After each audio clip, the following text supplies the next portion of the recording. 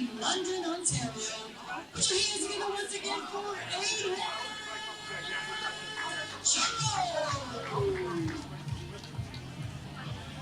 To my left, fighting up representing Fighting Island Boxing Hall in Amherstburg. Put your hands together once again for Lucca Coppola. This will be 3 2-minute rounds.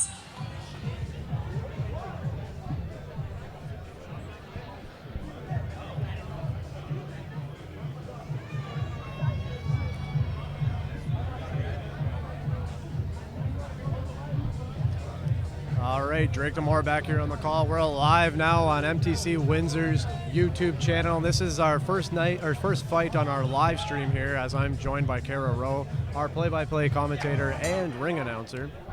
We've had a lot of fights so far tonight, but Kara, this is our first on our live stream. We're ready to get things started.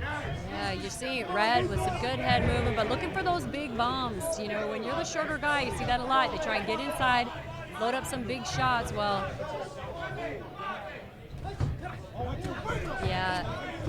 Intense, to say the least, starting this thing off. Yeah, Blue's got to just go back to a jab, set things up, start to let Red miss some of those shots, because it's really draining to load up on shots like that and miss them.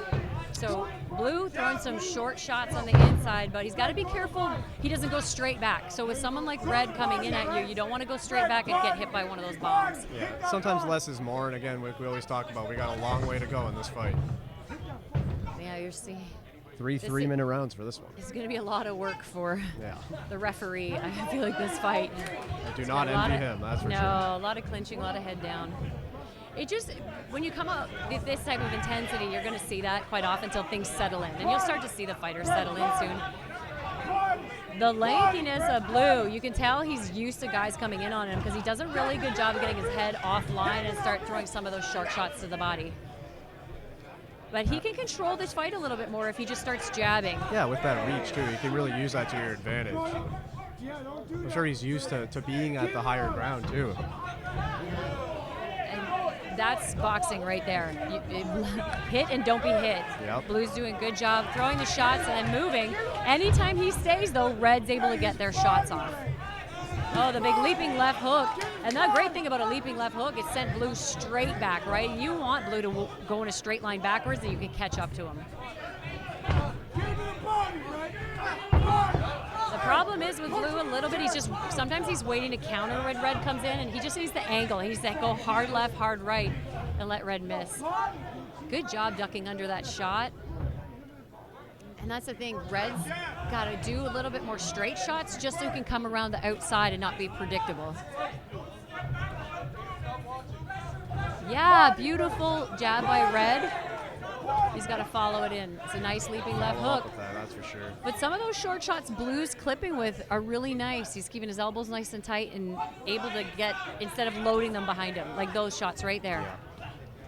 Again, sometimes less is more, and we still have so much time left in this matchup. So this is a great adjustment on Red. He's starting to punch his way in instead of trying to just walk his way in, and that's what you want to do. It doesn't have to land. You just have to get yourself in without just getting hit.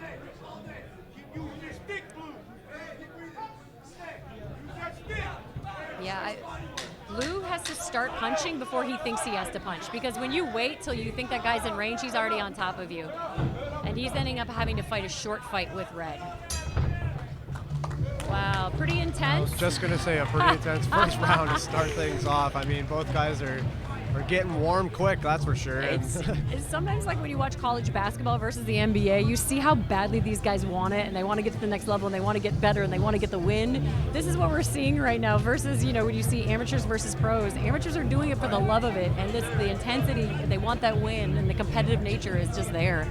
These guys are here to prove themselves, and they're eager to do it too. They're excited to do it, and that's how, again, those nerves come into play. And when you're here to fight, you just start swinging sometime. So the thing with Blue, he's got to start punching before he thinks he needs to, because if Red blitzes, he's lost his space. And so he wants to have an opportunity to hit those shots before, and Red will run into them. Red did a good job of making an adjustment, But at the end of that round where he started jabbing his way in, which is way better than just your head being wide open and getting hit with short shots on your way in. Like I said, knocking at the door, trying to get in. Yeah, good jab by Red again. He's using like a slip jab to make sure if Blue does pop a jab, his head is offline. So a really smart strategy for someone, if you're the shorter guy, you pull your head offline with these straight punches. It's a lot more effective. And this is where Blue has to make sure he's circling and not going straight back where Red could catch up to him. Ew. See, that overhand right into it. It just feels like Clash of the Titans right now sometimes. But Blue does a really good job. As long as he still could throw some short uppercuts on the inside. He's doing a good job of that. Like there, multiple shots. And with speed too. You got to apply them as fast as you can, sometimes as much as you can, and just keep going forward. Keep moving forward. Another big one. Yeah, big right hand by Blue. I don't think, sometimes when you're the shorter guy, or used to being the shorter guy like Red, you don't expect the longer guy to throw short shots. You know, you expect to get your shots off, and that's where it's tricky for Red to figure it out. There's very little distance to work with. That reach from Blue. And it's just the smart strategy too. He's going head, body, head. He's going upstairs, downstairs.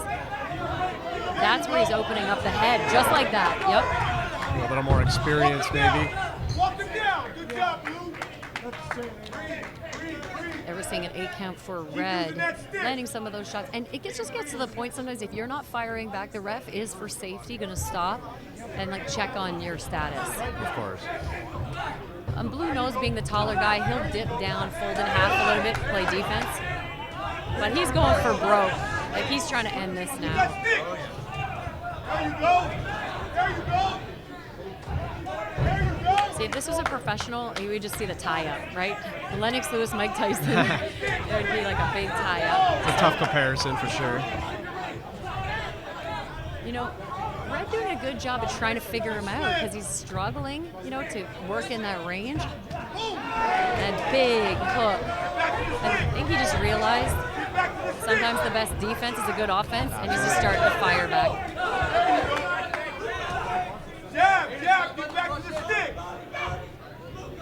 And that's the thing, to get respect from someone and don't let them unleash on you, you gotta fire back regardless. Like, big right hand from Red landing on Blue. Just like that, you gotta let them know you're in this thing, you're still here. Yeah, and I mean, Blue did a good job of getting hit but firing back and answering because you gotta get those points back. When you know you've been hit, nice offbeat jab. That was a really That good, was there, nice, another yeah. offbeat right hand. So Tell it's upsetting his opponent. it's just a balance issue right there, or Yeah. just trying to backpedal but getting caught up. Yeah. But still, controlling the pace in Blue, but still taking shots. I mean, this has been a very intense matchup. What Blue is doing so well now is finding an angle and firing. there. And he's finishing with that left hook. He's had success with that left hook, and he's coming upstairs after. But he's doing a lot of offline shots. And he's going to go back. I guarantee this third round, he's going back to that success of like a little short chopper with the right hand, coming up with that left hook. We're so incredibly loud. That's what I was just going to ask you. So we really ramped it up here for our main card here at WinCity Fight Night on our live aspect, our live portion on MTC Windsor's YouTube channel. This is pretty awesome to see here again in Windsor. But yeah, it's loud in here. The fans are rabid, the corners are rabid, and everyone's eager. Obviously still waiting for our main event, but we still have a lot of great fights before we get to that. And we still got one more round left in this one. So the first round, I mean, it looked like Blue had it. Red had a tricky time figuring him out. He was doing a good job. He'd use his range, and then he'd follow up with short shots when Red got inside. But the end of that second round, Red completely kind of flipped the script in terms of figuring it out. And we'll see if he comes back in here with that game plan that he had that second half. And he's able to hit that short chopper and finish it with the left hook. Yeah, that was a workhorse round for Lucca Coppola in the red corner. Aiden Goroux in the blue. Blue does a really good job of like putting more than 1 and 2 shots together when he's inside, so that means Red has to be busy playing right there, just like that. Red has to be busy. Oh, winding up. It's a toe-to-toe battle. It's a good one. Oh, and a shot like that is just big for the judges, right? Because they're looking at clean shots. Snapping the head back like that is huge. But the pursuit of Red, I mean, he's doing a good job. The pressure, judges like pressure. But he's doing a good job of trying to get inside. He's got to go back to where he was finding angles. There you go, finding angles and firing offline. But great composure from both of these athletes, not getting too overwhelmed or upset by anything. Yeah. I love the way that Blue mixes in. He'll go one shot and then he'll go 6 shots. Like, you're not seeing something predictable from him. He throws an offbeat jab, an offbeat right hand. Never let him know your next move, right? Yeah. And he started the round throwing some feints. I think he could go back to that just to kind of pull out some shots from Red. And that's the advantage. If you can be a tall guy and you can fight inside like that, it's very hard to beat you. Yeah, exactly. With that lankiness, too, to be able to do that is very impressive, as you see a little bit on display right there. Red fighting back so well, keeping his elbows tight, hitting those little short shots. Like, he'll throw an overhand right chopper and then a left hook, and he's having a lot of success with that. It's just that Blue's landing the cleaner shots too, right? So that's the stuff the judges are going to see. He does a little pull right hand, and that's just it. If he feints, he can pull out some of those shots from Red, and he'll be able to counter off of it. Oh, little sneaky left hook. That's a Roy Jones left hook where you throw it off the front foot and they don't see you move. Loving the references tonight. Oh, you wanted that chopper, but Red did a good job of pulling his head offline. It's just that Blue's answering with too much volume. So at this point, Blue's getting a little too comfortable because he knows he has the win. You could see that. Yeah. You could see that. He's got, just for his own growth, he needs to just keep pushing it all the way to the end. Again, at this amateur level, only 3 rounds. You gotta control the pace. You gotta do everything from start to finish. You can't get comfortable and cocky, even if you are in that driver's seat. As we see here, Red laying it in as he's caught in between the ropes. Red has got to take that left hook downstairs a little bit so that when he's trying to headhunt with that left hook, because I think when it lands, it's so good, but he's got to go downstairs just so, because Blue's going to duck into it. Yeah, especially with that lankiness that he has. It's hard to reach. Great footwork from Blue, doing a good job of being elusive. He'll hit that check hook going to the left, and then he'll sidestep, pull it to the right. What a battle for these two. Yeah, for sure. I mean, I did not want to be the official on that one, and I don't want to be a judge either. That's a tough one to call, and we're going to get the final decision from Goroux in just a few moments here. Again, neither fighter has anything to be ashamed of, no matter what the outcome may be for either of them. That was one hell of a fight, and so many beautiful combinations and skills displayed from both. Both have great coaches coming from great clubs as well. And it was a great matchup by our matchmaker, Cedric Ben. He's been around the ranks of boxing in Ontario and Canada for many, many years, so he knows all the best and unfortunately the worst of boxing in this country, really. And he's made us one hell of a fight right here, and still 5 more to go, including our main event, Hunter Lee in his last ever amateur bout, taking on Gerard Thompson.